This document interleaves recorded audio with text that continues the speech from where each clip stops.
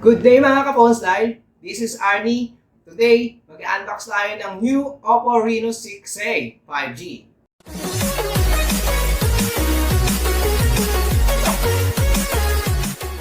Yo mga ka-phone style, tara mag-unbox na tayo ng new Oppo Reno 6A 5G. So before that, I'm gonna spin the box para makita nyo kung anong pinagbago or may nagbago pa talaga.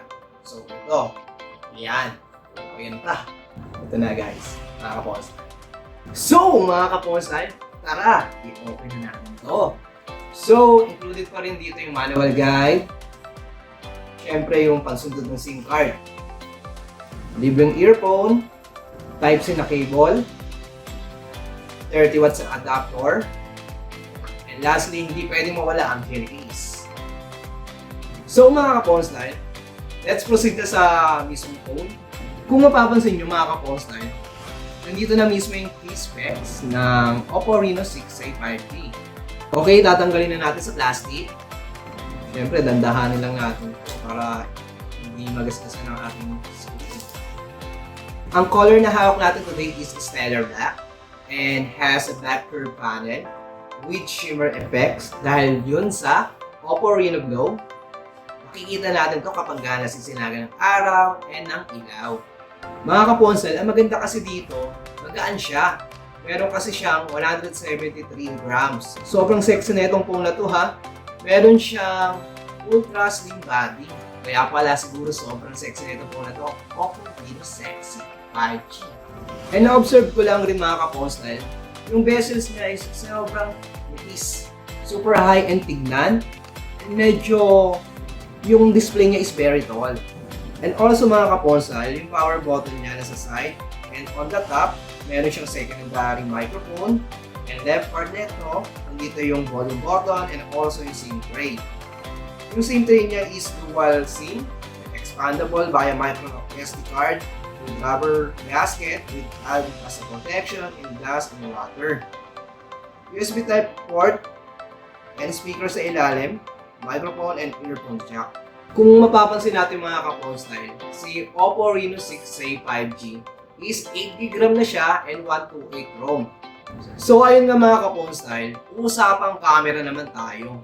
Si Oppo Reno 6A ay much improved, very natural kapag nag-capture ka. Mga ka-phone style, si Oppo Reno 6A ay meron siyang triple camera na, and sa rear camera meron siyang 64 megapixel main camera plus 8 megapixel wide angle camera plus 2 megapixel macro camera.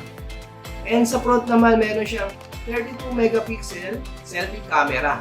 Good for selfie and grouping. Pwede ka mag-duck face, sexy posing.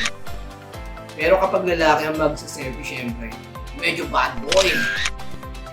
At syempre pwede rin mag-walkie. Pagdating naman sa back camera, very informative, high quality, napakaganda ng enhancement, lalo na kung gagamitan natin ng AI enhancement. Mga ka-phone style, ang maganda kasi dito kay Oppo Reno 6A, meron kasi siyang 60Hz na refresh rate. Mga ka-phone style, kapag naglipad ka naman or nag-open ka ng apps, napakabilis ng galawan, mabilis mag-launch, ang bilis mag-response. Mga ka-phone style, si Oppo Reno 6C is equipped with a strong core to give you the ultimate 5G experience, especially kapag naglalaro tayo. Siyempre mga ka-phone style, makakatulong rin dito yung specs ni Oppo Reno 6C, yung MediaTek Dimensity 800U 5G SoC. And siyempre, AMOLED display na din siya. Kapag naglalaro tayo, medyo realistic na ang nakikita natin sa screen. And hindi rin siya madaling malobat kasi meron siyang 4310 mAh kung saan hindi rin kasi agad na umiinit and hindi rin agad nababawasan yung battery natin habang naglalaro. And kapag nalobat naman tayo, huwag na mag-alala kasi mabilis itong mag-charge. Meron kasi siyang 30 watts na VOOC flash charge 4.0. At syempre mga ka-phone style, may other features si Oppo Reno 6A na for gaming. Meron siyang quick return bubble game focus mode, and also for the last, bullet notification. Ayun mga kaponsel, maraming salamat sa pagsama sa akin sa pag-unbox and quick review na rin kay Oppo Reno 6A. I hope na nakatulong ako sa inyo. Again, si Arnito ng Phone Style. Thank you and stay safe.